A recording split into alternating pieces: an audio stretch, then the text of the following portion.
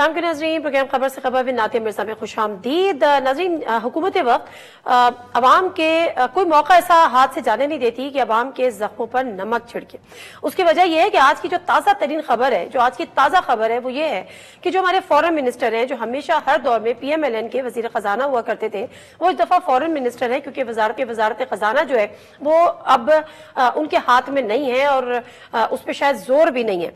लेकिन उनको अब डिप्टी प्राइम मिनिस्टर डेजिग्नेट कर दिया गया है वजीर आजम की जानिब से, और नोटिफिकेशन में कहा गया है कि विद इमीडिएट इफेक्ट अब वो मुल्क जहां पर पिछले 5 सालों में 30 लाख अफराद ये मुल्क छोड़कर जा चुके हैं। सिर्फ साल 2023 में 8 लाख अफराद मुल्क छोड़कर जा चुके हैं कि इस मुल्क में बेरोजगारी है, इस मुल्क में गुर्बत है, इस मुल्क में अपॉर्चुनिटीज नहीं है। वो मुल्क जहां का रहने वाला हर फर्द 2,88,000 का मकरूज है, वहां पर सूरत हाल यह है कि ये मुल्क माजरत के साथ फैमिली लिमिटेड की तरह चलाया जा रहा है। नवाज शरीफ साहब इस मुल्क में आए, मुल्क को नवाज दो, नहीं नवाजा गया, लेकिन उसके बाद वजीर आजम के जो भाई हैं वो वजीर आजम बन गए, समधी को डिप्टी प्राइम मिनिस्टर बना दिया, साहबजादी चीफ मिनिस्टर बन गई, और अब सदारत नवाज शरीफ साहब के पास वापस जाने की इतलात है, और होनी भी चाहिए। डेफिनेटली जिन हालात में उनसे बाकायदा तौर पर अगर हम कहें कि छीनी गई थी तो इसमें भी शायद कोई गलत नहीं होगा, लेकिन बहरहाल ये सूरत हाल है। अब मामला ये है कि जरूरत क्या है एक डिप्टी प्राइम मिनिस्टर की। अच्छा भला मुल्क चल रहा है, और वो ऐसी कौन सी जिम्मेदारियां हैं, या जिम्मेदारियों का बोझ है, या कामों का बोझ है जो वजीर आजम खुद नहीं अपने कांधों पर उठा सकते। इस पर जरा बात करेंगे। Is this really justifiable? हमें ज्वाइन कर रहे हैं खुर्रम दस्तगीर साहब, जो कि सेंट्रल वाइस प्रेसिडेंट है PMLN के, farmer federal minister for foreign affairs, defence, commerce and energy. अस्सलाम वालेकुम खुर्रम दस्तगीर साहब। वालेकुम अस्सलाम। खुर्रम दस्तगीर साहब, बड़ी माजरत के साथ, लेकिन आप इंट्रो में भी सुन रहे होंगे, मुझे अवाम को, कौम को समझा दीजिए कि एक डिप्टी प्राइम मिनिस्टर लगाने की, वो भी 60 डार को, ऐसी क्या मजबूरी और ऐसी क्या जरूरत और क्या थी कि ऐसी कौन सी जिम्मेदारियां थी जो शहबाज शरीफ साहब नहीं निभा पाएंगे और वो 60 डार साहब निभाएंगे? मैं तो ये सोचता था कि डार साहब कोई नमक के कुछ सौदागर हैं। आपने कहा कि नमक छिड़क दिया है, देखिए उनको एक ओहदा एडिशनल दिया गया, लेकिन कोई इजाफी मराद का मेंशन नहीं है कि उन्हें कोई भी किसी पाकिस्तान के खजाने पर वो कोई इजाफी बोझ साबित होंगे। और जो इशू है उनको डिप्टी प्राइम मिनिस्टर बनाने का, मेरी ये तवक्को है कि वजीर इत्तलात जब सऊदी अरब से तशरीफ लाते हैं तो वो आकर इस पर बात करेंगे। मैं सिर्फ एक कियास सराई कर सकता हूँ जो कि एक मंतक है इस वक्त जो नजर आ रही है हुकूमत में, और वो ये है कि जो वजीर खजाना है वो इस वक्त इंतहाई मसरूफ हैं बजट की तैयारी में, IMF के साथ अगले पैकेज की तैयारी में, जो FPR में जो रिफॉर्म शुरू हुआ है उसको देख रहे हैं, महसूलात को देख रहे हैं, और फिस्कल मॉनेटरी पॉलिसी के इशूज उनके सामने बड़े गंभीर किस्म के हैं। तो डार साहब का काम ये होगा, मेरी ये तवक्को है कि वो एक डिप्टी प्राइम मिनिस्टर के तौर पे जो स्पेशल इन्वेस्टमेंट फैसिलिटेशन काउंसिल है SIFC, उसके जो जितनी भी ट्रांजैक्शन हो रही हैं उसको यकीनी बनाएंगे डे टू डे बेसिस पे। जो वज़ीर आज़म तो वक्तन फवक्तन 15 दिन में एक दफा या महीने में एक दफा मीटिंग करते हैं SIFC की, लेकिन डे टू डे इस बात को यकीनी बनाना कि ये जो ट्रांजैक्शन अब इंशाल्लाह आ रही हैं मुस्तकबिल करीब में, इसमें पाकिस्तान में एक बड़ी सरमायाकारी मुतवक्को है, सऊदी अरब से भी, दूसरे जो अरब ममालिक हैं वहां से भी, उसको यकीनी बनाने के लिए ये काम किया जा रहा है ताकि वो जो एक बड़ा अहम इशू है पाकिस्तान की इकोनॉमिक ग्रोथ के लिए, उसको वक्त पर और पूरी निगरानी के साथ पाकिस्तान के अवाम को डिलीवर किया गया। तो खुर्रम दस्तगीर साहब, वो तो बहसियत जब इक्तिसादी राब्ता कमेटी में आपने देखा कि वजीर आजम ने सदारत छोड़ दी, लेकिन उसके बाद पहली दफा मुल्क की तारीख में ऐसा हुआ कि एक फॉरेन मिनिस्टर को भी उसमें एंटर करवा दिया गया। तो जब उसमें एंट्री हो सकती थी सारदार साहब की, तो इसके साथ साथ वो SIFC के मामलात भी देख लेते। ये डिप्टी प्राइम मिनिस्टर का ओहदा किस लिए? नहीं, वो यही है। मसलन मैं मिसाल दूंगा कि मोहम्मद नवाज शरीफ के दौर में अगर डिप्टी प्राइम मिनिस्टर इंस्टॉल नहीं किया गया था, लेकिन बाकायदा तौर पे प्राइम मिनिस्टर हाउस में एक CPEC का सेल बनाया गया था, जिसकी एक बुनियादी जिम्मेदारी थी कि उन्होंने سیپے کے سارے پروجیکٹس ہیں ان کو مختلف محکموں میں سے، صوبائی حکومتوں میں سے، کہیں مقامی حکومتوں میں سے، جہاں جہاں ریگولیٹری ایشوز سامنے تھے اس کو وہ رکاوٹیں دور کر کے تو وہ انویسٹمنٹ کو یقینی بنانا تھا. یہاں بھی ہمارے سامنے یہی چیلنج درپیش ہے، بیکاز ایک جو بڑا ایک مشکل حقیقت ہے وہ یہ ہے کہ ایس آئی ایف سی کو بنے ہوئے اب 1 سال سے زائد ہو گیا، لیکن ابھی تک کوئی بڑی سرمایہ کاری ملک میں نہیں آ سکی. تو ابھی بھی اس کا مطلب ہے کہ کچھ ایسی رکاوٹیں سرکاری طور پر موجود ہیں جنہیں دور کرنا ضروری ہے، اور اسی کے لیے میری یہ رائے ہے، اس سے یہ غلط بھی ہو سکتی ہے، کہ اس ایس آئی ایف سی کو یقینی بنانے کے لیے ڈاکٹر صاحب کو یہ ذمہ داری دی جا رہی ہے.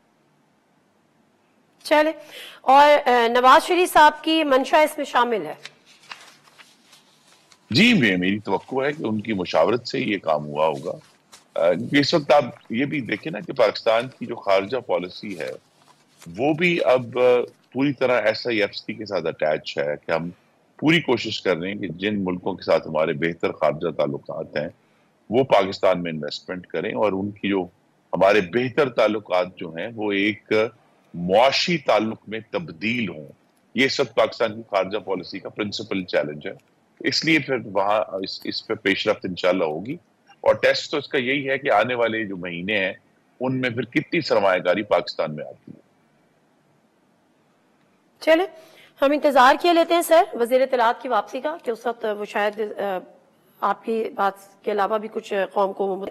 بٹ اینی ویز، یہ تو ہو گیا حکومتی معاملات. جو پارٹی کے اپنے معاملات ہیں، جو نون لیگ کے اپنے معاملات ہیں، اس پہ کہا یہ جا رہا ہے کہ صدارت واپس دینی ہے نواز شریف صاحب کو، اور جسٹیفائڈ بھی ہے کہ ظاہر سی بات ہے جن حالات میں یہ سب کچھ ہوا تھا. لیکن آپ لوگ کی ایک پریس کانفرنس تھی جس میں آپ نون لیگ کے بیانیے کی بات کر رہے تھے، وہ بیانیہ جو حقیقتاً نہیں ابھی تک بن پا رہا، پوری الیکشن میں نہیں بن پایا، الیکشن کیمپین میں نہیں بن پایا. اب مفاہمت ہوگی، مزاحمت ہوگی. اب یہ حکومت میں رہتے ہوئے مفاہمت اور مزاحمت کی تکرار، مقصد کیا ہے اس کا؟ پہلا مقصد تو یہ ہے کہ مسلم لیگ نون کی جو عوام میں جڑیں ہیں انہیں ریجوینیٹ کرنا ہے، انہیں دوبارہ ایک نئی توانائی دینی ہے. کیونکہ مسلم لیگ نون کی بیس تو جو بنیادی ہمارے ووٹر ہیں وہ اپنی جگہ پر قائم ہے. اس دفعہ بھی 2024 میں بھی 1,40,00,000 پاکستانیوں نے مسلم لیگ نون کو ووٹ دیے ہیں، تو بیس موجود ہے. لیکن ہمارے سامنے نئے ووٹرز کا چیلنج ہے، ہمارے سامنے مسلم لیگ نون کو باقی 3 صوبوں میں لے کر جانے کا چیلنج ہے، گلگت بلتستان میں لے کر جانے کا چیلنج ہے، آزاد جموں کشمیر لے کر جانے کا چیلنج ہے. تو اب جبکہ شہباز شریف صاحب غالباً پاکستان کے مشکل ترین حالات میں پاکستان کی منتخب قیادت کر رہے ہیں، تو پارٹی کے جو معاملات ہیں اس کو دیکھنے کے لیے وہ شخص جس کے ساتھ پورے ملک میں بھی اپنے آپ کو اس میں شمار کروں، کارکنوں کی جذباتی وابستگی ہے، اگر وہ باقاعدہ طور پہ پارٹی کی صدارت سنبھالتے ہیں تو پارٹی کو آگے لے کر جانے میں انشاءاللہ معاونت ہوگی اور ترقی ہوگی. نہیں، میرا مطلب یہ تھا خرم دستگیر صاحب کہ ٹھیک ہے، دیکھیے جو حکومت میں ہوتی ہے نا جماعتیں، وہ تو پھر اپنی پرفارمنس سے، اپنے جو وہ ڈیلیور کرتی ہیں، وہ کتنا ڈیلیور کرتی ہیں، وہ کیسے گورن کرتی ہیں، وہ کیا پرفارم کرتی ہیں، وہی ان کا بیانیہ ہوتا ہے اور وہی ان کے اگلے الیکشن میں کام آتا ہے. لیکن پھر بھی اگر آپ مفاہمت مزاحمت کی بات کر رہے ہیں تو مزاحمت سے مراد کیا ہے؟ کس کے ساتھ مزاحمت کرنی ہے؟ کہ بیانیہ مزاحمتی ہوگا کہ مفاہمتی؟ جی ایشو تو ہمیشہ ہمارے سامنے ہے کہ پاکستان کے آئین کے پہلے صفحے پر جو درج ہے کہ اللہ تعالیٰ کے بعد اس ریاست کی حاکمیت منتخب نمائندوں کے ہاتھ میں ہوگی. یہ ابھی ایک منزل دور ہے اور اس تک پہنچنا ہے، اور اس میں جو وقتی طور پہ جو ہیں ہم 1 قدم آگے جاتے ہیں، پھر 2 قدم پیچھے جاتے ہیں، لیکن بہرحال ہمیں سمت تو اپنی درست رکھنی ہے. تو یہ بھی جو معاملہ ہے وہ بھی ایک سیاسی معاملہ ہے، اور ایک عوام کے ساتھ کمیونیکیٹ کرنے کا معاملہ ہے، ابلاغ کا معاملہ ہے، نئے ووٹروں کے ساتھ ابلاغ کا معاملہ ہے.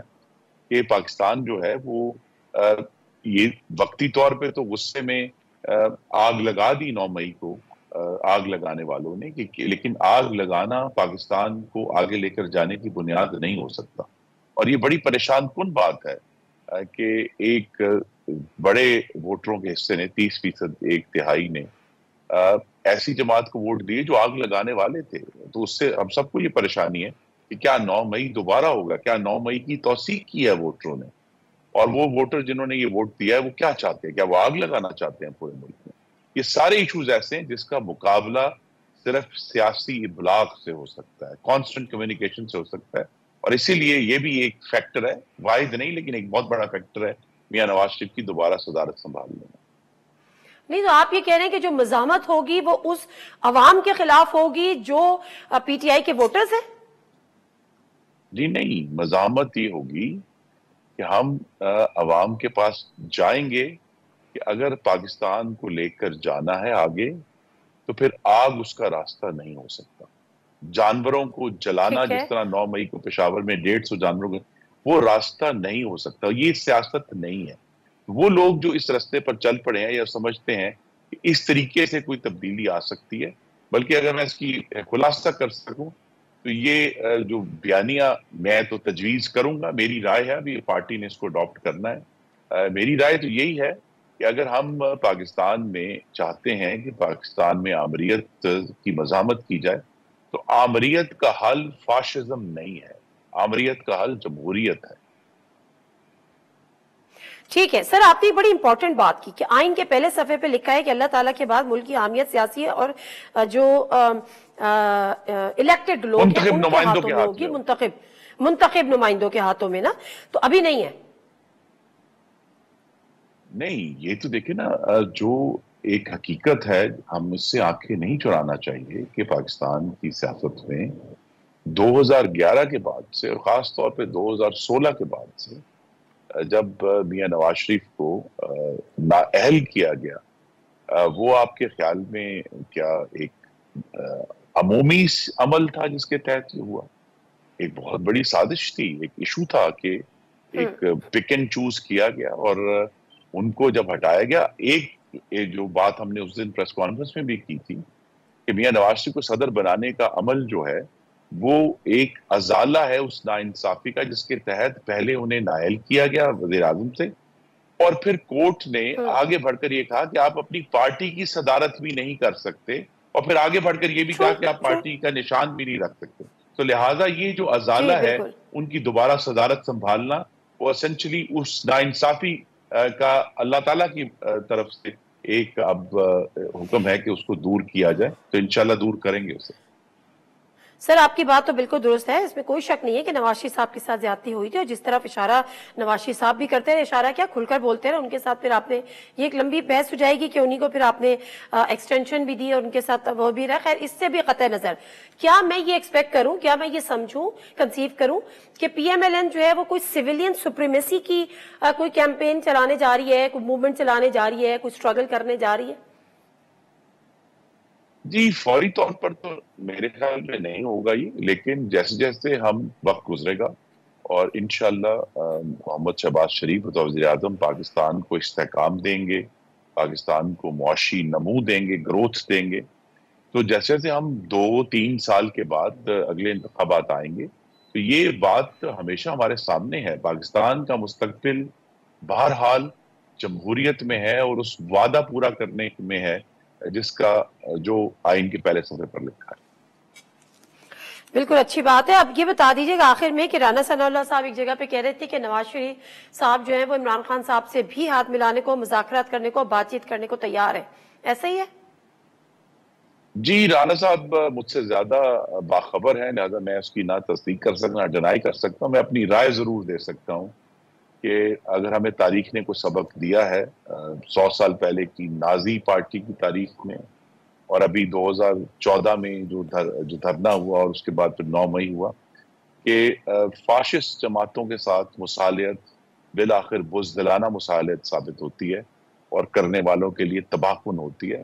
اس سے پرہیز کرنا چاہیے۔ پی ٹی آئی سے بات کرنی ہے تو عوامی ایشوز پر ضرور کریں، پارلیمان میں مہنگائی ختم کرنے پر، دہشت گردی ختم کرنے پر، نیا روزگار پیدا کرنے پر، زراعت کو جدید کرنے پر، اس پہ پارلیمان میں، قومی اسمبلی میں، سینٹ پہ ضرور بات کریں۔ اگر وہ چاہتے ہیں کہ ان کو بہت تحفظات ہیں 2024 کے انتخابات کے بارے میں، تو جو وہ ریفارم کرنا چاہتے ہیں، جو اصلاحات کرنا چاہتے ہیں، اس پہ ضرور بات کرنی چاہیے۔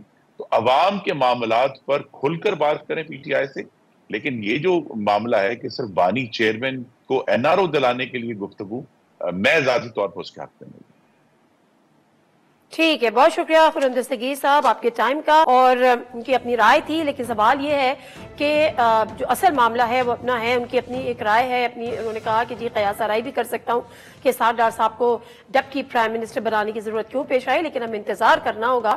یعنی ہم انتظار فرمائیے کہ وزیر اطلاعات جب آتے ہیں تو پھر وہ عوام کو اعتماد میں شاید لیں کہ کیا اس کی ضرورت تھی. بریک لے لیتے، بریک سے واپس آتے ہیں. یہ جو پی ٹی آئی کے اندر جو چل رہا ہے، خیر ویسے تو کچھ نہیں چل رہا لیکن بہت کچھ چل رہا ہے، ان کو سمجھ ہی نہیں آ رہا مذاکرات کرنے ہیں نہیں کرنے ہیں، کس سے کرنے ہیں، پیپلز پارٹی سے کرنے ہیں، نون لیگ سے کرنے ہیں، اس سے بھی نہیں کرنے ہیں، اسٹیبلشمنٹ سے کرنے ہیں، پھر آواز آتی ہے اس سے بھی نہیں کرنے ہیں، تو کرنا کیا ہے. بریک لیتے ہیں، واپس آتے ہیں، ذرا گفتگو کریں گے. ہمارے سے شوکت بسرا صاحب اور اخوان زادہ چٹان صاحب موجود ہوں گے.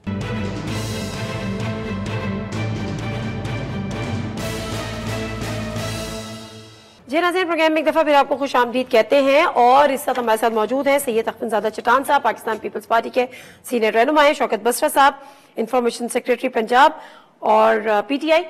دونوں مہمانوں کا بہت بہت شکریہ پروگرام میں جوائن کرنے کے لیے. اور پروگرام شروع کرنے سے پہلے اخوان زادہ چٹان صاحب، آپ کو نئی زندگی مبارک ہو، کیونکہ جو آپ کی گاڑی کے ساتھ ہوا، جس طرح سے بم بلاسٹ ہوا، اور اللہ تعالیٰ نے آپ کو اور آپ کی فیملی کو اور دیگر جو لوگ تھے آپ کی گاڑی میں یا دوسری گاڑی میں، ان سب کو محفوظ رکھا، اللہ کا بڑا کرم ہے.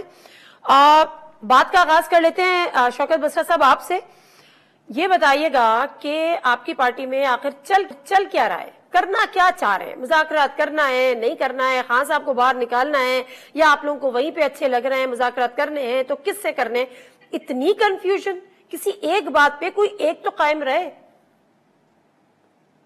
نادیہ بالکل کنفیوژن نہیں ہے. بالکل ہم آئین اور قانون کے تابع مذاکرات کرنا چاہتے ہیں، لیکن مذاکرات کن سے کریں؟ مذاکرات یہ جن لوگوں نے اس وقت دھن دونس دھاندلی کے ذریعے فارم 47 کے ذریعے اسٹیبلشمنٹ کے ذریعے قبضہ کیا ہے، یہ تو عوام کے نمائندے نہیں ہیں، یہ منتخب نہیں ہیں، اور یہ تمام کے تمام اگر میاں نواز شریف ہارا ہوا ہے اور اگر میاں شہباز شریف اور مریم بی بی ہارے ہوئے ہیں اور ٹوٹل 17 سیٹیں انہوں نے لی ہیں، تو مجھے بتائیے کہ ان سے کیا بات کریں؟ ان کے پاس نہ کوئی طاقت ہے نہ اختیار ہے، یہ تو خود بیچارے پپٹس ہیں. اور یہ میں نہیں کہتا، ان کے پارٹی کے لوگ کہہ رہے ہیں کہ ہمارے پاس کوئی اکثریت نہیں تھی، ہمیں زبردستی حکومت دی گئی ہے. تو اب بات تو انہی سے کی جا سکتی ہے جن لوگوں نے ان کو نمونوں کو، بلکہ ان سو کالڈ سیاستدانوں کو، بیکاز میں بار بار کہہ رہا ہوں یہ سیاستدان نہیں ہے، یہ سیاستدان ہوتے تو عوام کی حمایت سے منتخب ہوتے، عوام کے ووٹوں سے منتخب ہوتے. تو اس لیے ہم بات کرنا چاہتے ہیں. ٹھیک ہے، بات کرنا چاہتے ہیں اسٹیبلشمنٹ سے. کہہ رہے ہوں گے، سنیں تو بسرا صاحب، آپ خود ایک وکیل ہیں نا، بات کا آغاز آپ نے کیا. سنیں، آپ ایک وکیل ہیں اور آپ نے بات کا آغاز کیا آئین اور قانون میں رہتے ہوئے ہم بات چیت کرنا چاہتے ہیں. اب مجھے بتائیں، پھر آپ نے کہا کہ یہ عوام کے نمائندے نہیں ہیں، یہ الیکٹڈ نہیں ہیں، اسٹیبلشمنٹ سے بات کرنا ہے، اسٹیبلشمنٹ سے بات کرنا این آئین اور قانون کے مطابق ہے. اسٹیبلشمنٹ جو ہے وہ عوام کے منتخب نمائندے ہیں اور وہ عوام کے اصل نمائندے ہیں، ایسے ہی ہے؟ آئین اور قانون میں کہاں لکھا ہے کہ اسٹیبلشمنٹ جو ہے وہ الیکشن ہمارا چھین کر ان کو مسلط کر دے گی؟ آئین میں کہاں لکھا ہے کہ شوکت بسرا 50,000 ووٹوں سے جیت رہا ہوگا اور تیسرے نمبر پر اعجاز الحق ہوگا جو سابق عامر ڈکٹیٹر جنرل ضیاء الحق کا بیٹا ہے اور اس کا نوٹیفیکیشن ہو جائے گا؟ دیکھیں نادیہ، بات وی آر ویری کلیئر. یہ وہ کہتے ہیں نا، سیاست کا، آئین کا، قانون کا، عدالتوں کا جنازہ ہے ذرا دھوم سے نکلے. جب پاکستان میں جنگل کا قانون ہے اور وہ جنہوں نے انتخابات اور آپ کے انسانی حقوق کو ان کو ٹیک کیئر کرنا ہے، ان کی حفاظت کرنی ہے، ان کی ذمہ داری ہے، اگر وہی اس سسٹم کا حصہ ہوں گے تو بتائیں پھر کس سے مذاکرات کریں؟ بار بار میں آپ کو کہہ رہا ہوں کہ خاص طور پہ مسلم لیگ نون، پیپلز پارٹی اور MQM، ان لوگوں نے ڈاکہ ڈالا ہے، ان لوگوں نے ہمارے ووٹ چرائے ہیں. یہ میں نہیں کہتا، پیپلز پارٹی کا موقف سن لے. وہ اچھا، ذرا مجھے چٹان صاحب سے اس کا جواب لینے دیں. ٹھیک ہے، ٹھیک ہے، آپ کا ایک موقف ہے نا، آپ لوگوں کا ٹھیک ہے، پالیسی سٹیٹمنٹ ہے. ہم کیوں کیا کہ وہاں پہ بھی ہم آئین اور قانون کے تابع ان کو کہنا چاہتے ہیں آپ کا جو آئین کے اندر رول ہے اس پہ واپس جائیے. تمام ادارے اچھا، آپ ان سے مذاکرات کر کے ان کو کہیں گے کہ آپ آئین اور قانون کے مطابق چلیے، واپس جائیے، اور کہیں گے اوکے جی تھینک یو، جا رہے. ایسے ہی ہے چٹان صاحب، ایسے ہی ہے چٹان صاحب سے بات کریں گے. کیا کریں ہمارے پاس؟ اچھا میں بتاتی ہوں، چٹان صاحب بتائیں گے. رک جائے نا بسرا صاحب، چٹان صاحب بتائیں گے. جی چٹان صاحب، آپ نے سن لیا، یہ اسٹیبلشمنٹ سے بات اس لیے کرنا چاہتے ہیں کہ ان کو بتائیں گے کہ آپ کا آئین اور قانون کے مطابق کیا رول ہے اور آپ اپنے رول پہ واپس جائیں اور کہیں گے اوکے باس. بسم اللہ الرحمن الرحیم. دیکھیے جی، سیاستدانوں کو چاہیے کہ وہ سیاستدانوں کے ساتھ بات کریں، اور ہم سارے کوشش یہ کریں کہ ہم اسٹیبلشمنٹ سے کہیں کہ آپ کا سیاست میں کوئی رول نہیں ہے. ہر ادارہ ان میں جو اختیارات ہے اس کو ملے ہے، اور ہر ادارے کو جو کام ملا ہے وہ اپنا کام کرے. جہاں تک دھاندلی کے الزامات ہیں تو مجھے پاکستان کا کوئی ایک ایسا الیکشن بتائے جس میں دھاندلی کے الزامات نہیں لگے. 2018 کے الیکشن میں 11 بجے تک ہماری پولنگ ایجنٹوں کو پولنگ اسٹیشن کے اندر نہیں چھوڑا، 5 بجے بٹے مار مار کر ان کو باہر پھینک دیا، اور پھر اس کے بعد ہمیں ریزلٹ تھما دیا کہ آپ جیتے ہیں اور آپ ہارے ہیں.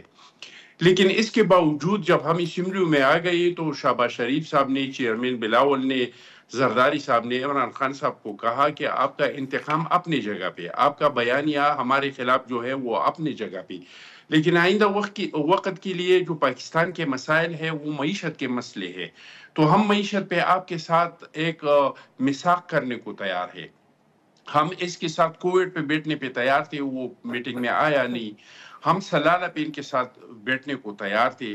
تو سیاستدان ہمیشہ بیٹھتے ہیں اور راستے بناتے ہیں. اگر ہم بھی الزامات لگا رہے تھے کہ دھاندلی ہوئی ہے، اگر ہم بھی کہہ رہے تھے کہ ہمارے ساتھ سیاسی انتقامی کارروائی ہو رہی ہے، وہی الزامات اگر آپ لوگ لگا رہے ہیں تو اس کا روک تھام کیسے ہوگا؟ یہ ہم آپس میں مل بیٹھ کے نہیں دیکھیں اور اس کے چٹان لیے صاحب، کوئی راستہ نکالیں دیکھیں گے. آپ دیکھیں دو غلط جی چیزوں کو آپ ایک چیز سے نہیں کر سکتے. اگر آپ کے ساتھ زیادتی ہوئی تو آج آپ نے ان کے ساتھ زیادتی کو خاموشی سے برداشت کیا. ان کے ساتھ جو کچھ ہوا اس پہ نہ پیپلز پارٹی نے، آپ اپنے آپ کو جمہوری کہتے ہیں، سیویلین سپریمیسی کے آپ جمہوریت کے علمبردار کہتے ہیں، ان کے ساتھ جو ہوا، جو ان کے ورکرز کے ساتھ ہوا، جو ان کے لیڈرز کے ساتھ ہوا، جس قسم کی ظلم و بربریت کی داستان، پیپلز پارٹی تو خاموش تماشائی دیکھتی بنی رہی. اب آپ کہتے ہیں کہ جی سب کو مل کر کہنا چاہیے کہ سیاست میں کوئی رول نہیں ہے. نادیہ، ان لوگوں کے ساتھ جو کچھ ہوا یہ تو تاریخ میں کسی کے ساتھ کچھ ہوا نہیں ہے. ہم کو تو 90 دن ریمانڈ پہ رکھتے تھے، ہمیں ضمانت. نہ میں نے یہ نہیں کہا کہ تاریخ میں نہیں ہوا. اور نادیہ بات تو سنے نا، ہمیں تو کوڑے دیتے تھے چوکوں پہ، ہمیں تو پھانسیوں پہ چڑھا دیا. ہم کو تو 90 دن ریمانڈ پہ رکھتے تھے، ہمیں تو 90 دن تک ریمانڈ ہی نہیں مل رہا تھا. شہید ذوالفقار علی بھٹو صاحب کو جس طرح کے سیل میں رکھا تھا، زرداری صاحب کو جس طرح کے جیل میں رکھا تھا. یہاں پہ تو رانے کھائے جاتے ہیں، یہاں پہ تو دیسی مرغی کھائے جاتے ہیں، یہاں پہ تو دیسی گھی مل رہے ہیں. یہاں پہ تو جم بنا ہوا ہے. نہیں، ہم نے جس طرح سے دیکھا ہے جو تشدد ہوا ہے، آپ لوگوں کو تو پھر اور سینسیٹیو ہونا چاہیے تھا، آپ لوگوں کو تو اور سینسیٹائز ہونا چاہیے تھا. نادیہ آپ فرض کریں اگر عمران خان کی جگہ کوئی اور ہوتا اور وہ کرنل شیر خان کے مجسموں کو سڑکوں پہ گراتا اور اس کو گھسیٹتا، اگر میجر عزیز بٹی کی تصویروں کے اور دوسرے شہداء کی تصویروں کی توہین کرتے، اگر قائد اعظم کے گھر میں گھس جاتے، آپ سوچیں کہ ان کے ساتھ کیا ہو جاتا. ان لوگوں کو تو یہ سب کچھ جس نے گرایا ہے نا وہ سب نے مل کے تو نہیں گرایا نا. نہیں چٹان صاحب دیکھیں، سب کو آپ ایک لکڑی سے نہیں ہانک سکتے. جس نے گرایا آپ اس کو سولی چڑھا دیں، لیکن ایک ہی آپ لکڑی سے تو نہ ہانکے نا سب کچھ. دس از مائی پوائنٹ. اگر سیویلین سپریمیسی آپ لوگ چاہتے ہیں، جمہوریت کے حقیقی علم بردار ہیں، تو پھر ان کو لوپ میں لیں، ان سے بات کریں. ان کے اوپر جو ظلم و تشدد ہے اس پہ کم از کم کچھ نہیں کر سکتے، آواز تو اٹھائیں. آپ کے ساتھ خود اگر ہو چکا ہے تو کہ غلط ہے. دیکھیے جی، ہم تو کہتے ہیں، ہم تو بار بار کہتے ہیں کہ اگر کوئی اس واقعات میں ملوث نہیں ہے تو اس کو کچھ کہنا نہیں چاہیے، اور اگر کوئی ملوث ہے تو اس کو چھوڑنا نہیں چاہیے، کیونکہ ہم شہداء کے وارثاں ہیں. شہیدوں کی تصویروں کی جو بے حرمتی ہوئی ہے ان لوگوں کو چھوڑنا نہیں چاہیے. ہم تو بالکل کہہ رہے ہیں، لیکن یہ فیصلہ کون کرے گا؟ یہ تو عدالت فیصلہ کریں گے. میں اور آپ تو نہیں کر سکتے کہ یہ 9 مئی میں ملوث ہے کہ نہیں ہے، یہ قصوروار ہے کہ بے قصور ہے. یہ فیصلہ تو عدالتوں نے کرنا ہے. ایک جوڈیشل کمیشن بنانے کا مطالبہ کر رہے ہیں نا، تو آپ ان کی بات کو انڈورس کر دیں کہ ایک جوڈیشل کمیشن بنا دیں. کہیں آپ اپنے وزیر اعظم کو، آپ تو ڈیپٹی وزیر اعظم بھی آگئے، ان کو کہہ دیں. بالکل بنائے. ہم تو حکومت میں نہیں ہے نادیہ، ہم تو حکومت میں نہیں ہے. مطالبہ کریں نا. حکومت کو ضرور سپورٹ. دیکھیں یہ اپر تو ہم نے پی ٹی آئی کو بھی دیا تھا الیکشن کے بعد کہ ہم جمہوری لوگ ہیں، آپ لوگوں کی سیٹ زیادہ ہے، اگر آپ لوگ حکومت بنانا چاہتے ہیں تو ہم وزارتیں نہیں لیتے ہیں، اور آپ لوگوں کو ہم سپورٹ دینے کے لیے تیار ہیں. آخری بات میں کروں نادیہ، ٹھیک ہے چٹان صاحب ایک سیکنڈ، میرے خیال سے ٹھیک ہے، نہیں ایک سیکنڈ واپس آتی ہوں. آخری بات چٹان صاحب واپس آئے.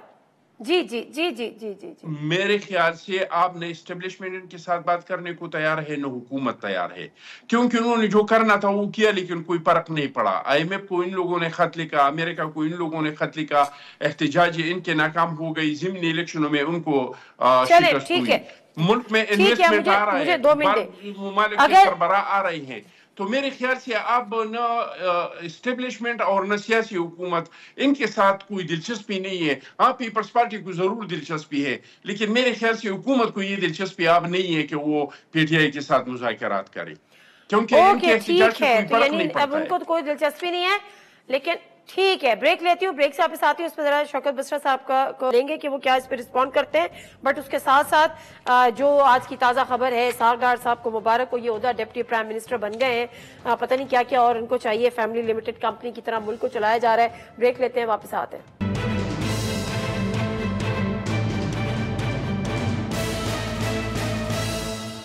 جی ناظرین، پروگرام میں ایک دفعہ پھر آپ کو خوش آمدید کہتے ہیں۔ جی شوکت بسرا صاحب، اگر آپ رسپونڈ کرنا چاہتے ہیں چٹان صاحب کو ضرور کیجئے، لیکن اس کے ساتھ ساتھ مجھے بتائیے، یہ جو ساغر ڈار صاحب کو ڈپٹی پرائم منسٹر بنا دیا ہے، ایسی کون سی بھاری ذمہ داریاں ہیں شہباز شریف صاحب کے کاندھوں پہ کہ ان کو ایک اور کاندھا چاہیے، ان سے پوری نہیں ہو رہی؟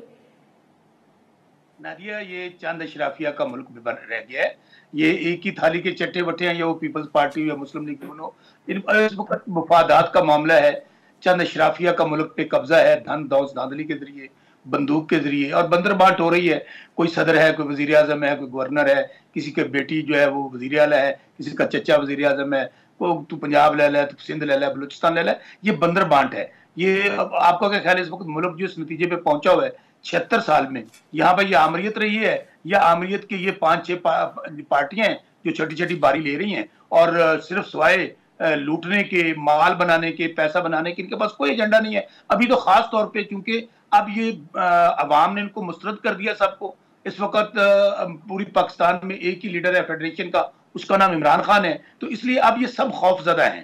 خوف زدہ اس لیے ہیں، اور اس لیے ان کے بوٹ چاٹ رہے ہیں اسٹیبلشمنٹ کے، کہ ان کو پتہ ہے کہ ہمارا اب سیاسی وجود تو ختم ہو گیا تمام پارٹیوں کا۔ اب یہ آپ دیکھیے نا، آپ بیانات نکال لیں مولانا فضل الرحمان کے، آپ بیانات نکال لیں اچکزئی کے، آپ جاوید لطیف، اتنے سنجیدہ الزامات ہیں، سب کو چھوڑ دیں۔ پیپلز پارٹی کیا کہتی ہے؟ کہتی ہے جی MQM جو ہے، ان کے پاس تو 10,000 ووٹ لیے ان لوگوں نے، اور ان کو 15 سیٹیں دے دی ہیں۔ MQM کیا کہتی ہے؟ ان کا فراڈ جو ہے مینڈیٹ ہے۔ سو گزارش یہ ہے کہ یہاں پر ایک فراڈ کا نظام ہے، جعلی مصنوعی نظام بنا کر صرف لوگوں کو بتایا گیا ہے کہ یہاں پر جی عوام کی حکومت آ گئی ہے۔ اب عوام کی حکومت کو یہ سمجھتے ہیں کہ عوام کیڑے مکوڑے ہیں، عوام نے جو فیصلہ دیا ہے اس کو یہ تسلیم نہیں کریں گے، تو بتائیں ہم کہاں جائیں؟ عدالتیں، میں بار بار کہہ رہا ہوں کہ دنیا میں ہمیشہ نظام یہ ہوتا ہے کہ عدالتیں جو ہے حق اور انصاف کرتی ہیں۔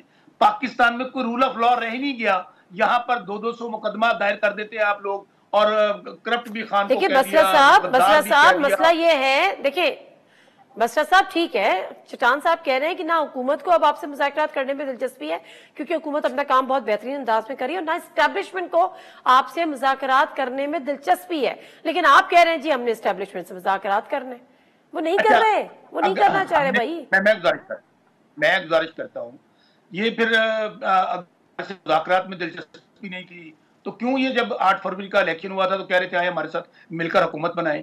آج بھی on the floor of the house Muslim League نون اور ان کے لوگ کیوں کہتے ہیں آئے ہم سے مذاکرات کریں؟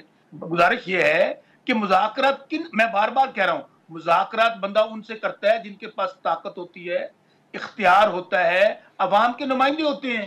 یہ تو سارے کے سارے سیاسی مسخرے کہہ لیں، سیاسی بونے کہہ لیں، سیاسی یتیم کہہ لیں، یہ تو خود بیچارے مرہون منت ہیں، پوچھ کے آتے ہیں بتائیں کون سا وزیر لگائیں اسٹیبلشمنٹ سے۔ ارے ان کو چھوڑیں نا جن سے، ٹھیک ہے، ایک بات میں کمل کروں، 9 مئی والی بات کہی نا، ابھی 9 مئی کی بات کہی، ہم نے بار بار کہا کہ جوڈیشل کمیشن بنائیں، ہمیں بتایا گیا جی 120 لوگ ہیں، بعد میں بتایا گیا جی 102 لوگ ہیں، یہاں پہ 10,000 بندے کو 1 سال ہو گیا ہے، 50 پرچے آپ نے ان پہ دے دیے۔ آج بھی ہم نے 3 دن پہلے پرامن احتجاج کیا ہے جو فراڈ الیکشن 8 فروری کو اور 11 اپریل کو ہوا، اس میں کیا ہوا؟ ہمیں دوبارہ ہمارے گھر توڑ دیے گئے، ہمارے پھر مقدمے درج کر دیے گئے۔ گزارش یہ ہے ان کو پتہ ہے کہ ہم عوام میں تو ہمارے پاس سپورٹ حاصل نہیں ہے، عوام بھوک سے مر رہے ہیں، مہنگائی سے مر رہے ہیں، اور یہ اشرافیہ کوئی ڈپٹی پرائم منسٹر بن رہا ہے، کوئی بندر بانٹ کر رہا ہے. مجھے تو خیر خرم دستگیر صاحب سے میں پوچھ رہی تھی ابھی پروگرام کے پہلے سے میں کہ کیا ضرورت تھی یہ ڈپٹی پرائم منسٹر کا عہدہ سردار صاحب کو دینے کی. انہوں نے کہا کہ میں تو ابھی قیاس آرائی کر سکتا ہوں کہ SIFC کے جو معاملات ہیں وہ یہ ہینڈل کریں گے. اب بات یہ کہ وزیر خزانہ رہ کے انہوں نے کون سے تیر مار لیے تھے جو SIFC میں وہ بچے ہوئے تیر یہاں پہ انہوں نے چلانے ہیں. لیکن چٹان صاحب آپ لوگ کو کوئی اس پہ اعتراض ہے یا آپ کہتے ہیں چلو جی چل رہا ہے کوئی بات نہیں خیر ہے؟ دیکھیے جی ہمیں اس پہ اعتراض نہیں ہے کہ وہ کس کو وزیر بنا رہی ہے، کس کو ڈپٹی وزیر اعظم بنا رہی ہے. ہمیں اس چیز پہ اعتراض ہے کہ آپ زیادہ بوجھ جو ہے وہ غریب عوام پہ نہیں ڈالے.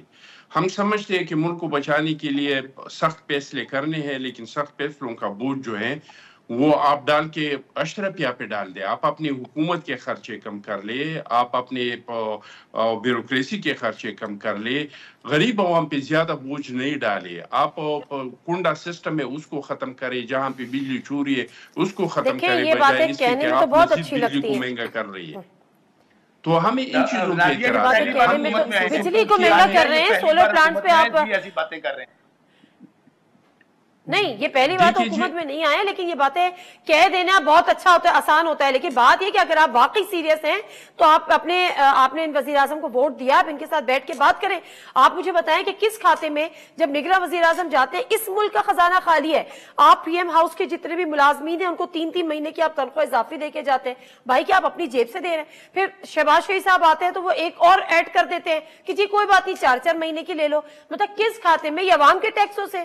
آپ کس بات پہ آپ لوگ اسٹینڈ لیتے ہیں؟ بالکل آپ صحیح کہہ رہے ہیں، ہم اس چیز کے خلاف ہیں. ہم کہتے ہیں کہ آپ فیکٹریوں کے مالکان کے بجائے ڈائریکٹ کسان کو پیسہ دے دی.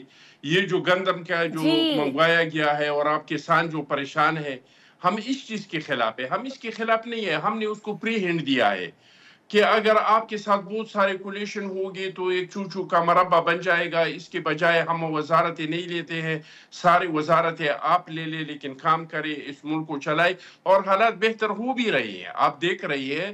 شبر زیدی نے کہا تھا کہ لیکن میں تو اس وقت دیکھوں گی جب عوام کو کچھ ریلیف ملے گا. PTI کی وزیر خزانہ نے کہا تھا کہ ملک دیوالا ہو چکا ہے، صرف اعلان کرنا باقی ہے.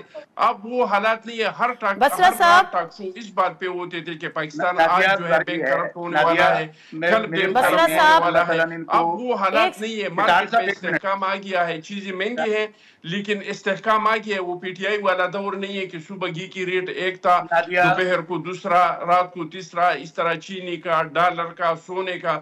تو اب استحکام آ چکا ہے، اسٹاک ایکسچینج میں استحکام آ چکا ہے. تو حالات انشاءاللہ تعالی بہتری کی طرف جا رہے ہیں. انڈیکیٹر نظر آ رہے ہیں کہ پاکستان بہتری کی طرف جا رہی ہے. پاکستان پہ لوگوں کا اعتماد بڑھ رہا ہے، انویسٹمنٹ کے لیے لوگ آ رہے ہیں. ایران کا اعتماد بڑھ رہا ہے. پچھلے سال 8 لاکھ افراد ملک چھوڑ کے چلے گئے. پچھلے سال 8 لاکھ افراد اس ملک کو چھوڑ کے چلے گئے. پچھلے 5 سال میں 30 لاکھ افراد اس ملک کو چھوڑ کر چلے گئے. اور ابھی بھی ہر دوسرے بندے سے بات کرو وہ اس ملک میں رہنا نہیں چاہ رہا. مایوسی اس حد تک ہے. آپ اپنی بات کر رہے ہیں کہ جی حالات اچھے ہو رہے ہیں.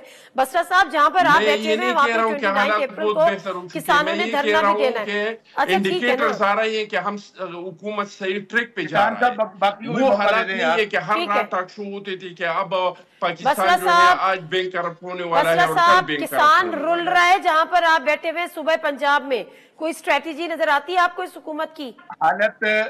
حالت یہ ہے کہ ان کو فکر تب ہو اس ٹولے کو جو یہاں پر گزشتہ 5ویں 6ٹھی باری لے رہے ہیں کہ اگر یہ عوام کے نمائندے ہوں، عوام کے مسائل کا ان کو ادراک ہو تو عوام کے ووٹوں سے منتخب ہو کے آتے نا. ان کو تو پتہ ہے کہ ہم ہارے یا جیتے ہمیں اسٹیبلشمنٹ نے جتوا دیا ہے. فارم 47 کی پیداوار ہے ہم لوگ. عوام مرے بھوک سے. کسان کی حالت یہ ہے آج کسانوں کے گھروں پہ ریڈ ہو رہے ہیں. یقین مانے نادیہ، میں بھی چھوٹا سا کسان ہوں. یہاں پر بیچاروں کے ساتھ 39 روپے ریٹ دیا گیا. باردانہ ان کو نہیں مل رہا. 2800 3000 روپے کو ان کی گندم نہیں لے رہا. اور یہاں پر ان کو باتیں آتی ہیں. اصل میں ان لوگوں نے ترقی، جمہوریت، انہوں نے نام رکھا ہوا ہے اپنی لوٹ مار کا، اپنے اثاثے بنانے کا, اپنی حکومتیں چلانے کا. بار بار میں یار کہہ رہا بسرا ہوں صاحب کہ آپ نے یہ بار بار عوام, یہ لوٹ مار کا نام یہ لیا, عوام کے تو نمائندے 4.5 نہیں سال ہیں, آپ لوگوں کا ان کا نہ حکومت عوام سے ثابت تو تعلق آپ لوگوں ہے, نے کچھ نہیں یہ کیا, عوام نے ان کو سب کو مسترد جیلوں کیا میں ہے. ڈال دیا, یہ اس 90 وقت دن صرف اور ریمانڈ پہ صرف, رکھ دیا, اور میں پھر یہ بھی ایک سمجھتا ہوں دن وہ کا آپ ایک لوگوں نے منٹ, کسی پہ ایک کرپشن منٹ, ثابت نہیں کیا, آپ نے تو بات کر آپ لی, میں نے لوگوں کو انٹرپٹ نہیں شرم کیا, نہیں آ میں نے جاتی ہے انٹرپٹ کہ نہیں پھر کیا. بھی آپ لوگ کرپشن کے آپ نے الزامات بات کی نا, میں لگاتے نے ہیں. انٹرپٹ چلے نہیں میرے پاس کیا, ٹائم ہی پبلشر ختم سے ہو بات گیا. کر لیجیے گا. اچھا نہیں, اپنے میں ٹائم ہی یہ نہیں کہہ رہا. رہا تھا, بہت 4.5 شکریہ سال بسرا آپ صاحب, نے بہت کیا شکریہ کر دیا, 4.5 سال میں زیادہ کتنا چٹان کیا صاحب. کر دیا. معاملہ یہ جو بحث ہوتی ہے معذرت کے ساتھ, اس کا کوئی حاصل نہیں ہوتا. جس دن یہ ہوگا کہ حکومت حقیقی مانے, کوئی بھی حکومت ہو, چاہے وہ پی ٹی آئی کی ہو, چاہے پی ایم ایل این کی ہو, چاہے پیپلز پارٹی کی ہو, حقیقی اگر وہ عوام کے ووٹوں سے آئے گی, اس دن وہ عوام کی فکر کرے گی. جس دن جب اس کو یہ پتا ہوگا کہ ہم نے عوام کے ووٹ چاہے کدھر بھی ہو, ہمارے اچھے تعلقات ہو جائیں گے, ہماری مزاحمت کے بعد مفاہمت ہو جائے گی, تو پھر ہم نے حکومت میں آ جانا ہے. اس دن عوام کبھی بھی ایسی حکومتوں کی پرائرٹی نہیں ہوگی. مختصر سا بریک سے واپس آتے ہیں. اس کے بعد ایک اور خبر یہی آ رہی ہے کہ جی جو سولر پلانٹس ہیں اس پہ بھی ٹیکسز لگائیں گے, ٹیکسز نہیں لگائیں گے تو ریٹس کو ریویو کریں گے. اب یہ کیا معاملہ ہے, اس پہ ذرا بات کریں گے. بریک کے بعد عابد سلیری صاحب ہمارے ساتھ ہوں.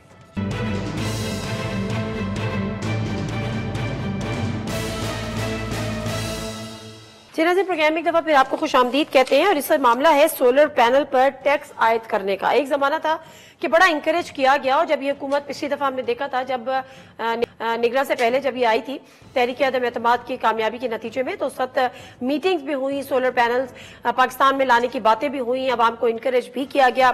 اور وہ عوام جو بجلی کے بلوں سے تنگ ہے, وہ مجبور ہو کے ایک بڑی انویسٹمنٹ کرنے کو کوششوں میں لگ گئی, اور اپنا پیٹ کاٹ کے بھی بہت سارے لوگوں نے سولر پینلز کا رخ کیا. اور اب اس قسم کی اطلاعات کہ جی کچھ ٹیکسز عائد ہوں گے, یا جو ریٹس ہیں وابڈا کے جو یونٹس لیے جاتے ہیں اس کو ریوائز کیا جائے گا. یہ معاملہ ہے کیا, اور اس کا اثر کس طرح پہ ان لوگوں پہ پڑے گا جن کے پاس, جنہوں نے سولر پینلز انسٹال کیے ہوئے ہیں. عابد سلیری صاحب ہمارے ساتھ موجود ہیں, ان سے ذرا گفتگو کریں گے. السلام علیکم عابد سلیری صاحب.